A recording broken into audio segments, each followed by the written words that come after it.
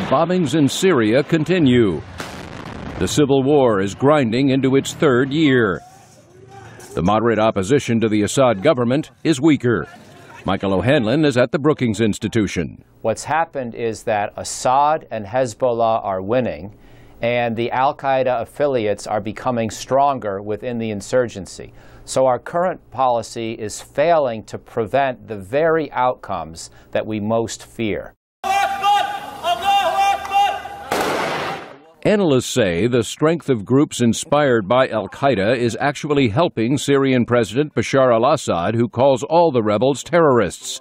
David Schenker is a Mideast analyst. The narrative that is prevailing today, that this is a fight between Assad regime and al-Qaeda.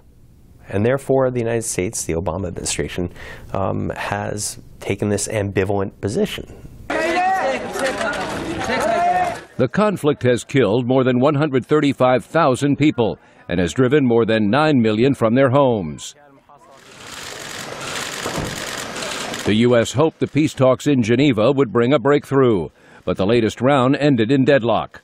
U.S. Secretary of State John Kerry. And it is very clear that Bashar al-Assad is continuing to try to win this in the battlefield rather than to come to the negotiating table in good faith.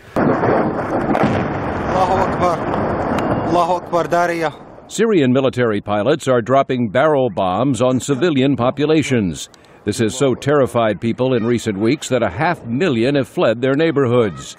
Analysts say the Obama administration could provide intelligence on the pilots to help the rebels stop the carnage. Again, David Schenker. We don't see so many fixed-wing aircraft flying around Syria anymore because most of the pilots have defected. We got to work on this with the remaining helicopter pilots, either by convincing them to leave or by helping the rebels to better target them. Analysts say the U.S. and its allies can still build the moderate Free Syrian Army into an effective force. They say the FSA could be supplied with anti-tank weapons, better ammunition, and cash to pay fighters.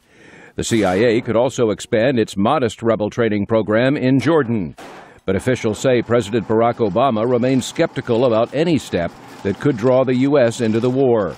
Michael O'Hanlon. History would suggest that Obama does not want to play any major role in this war, and he prefers to ignore it for as long and as often and as much as he can. Short of military force, it's not clear how Washington can change the course of the war, in which Syria's government is supported by Iran and Russia. Meredith Buel, VOA News, Washington.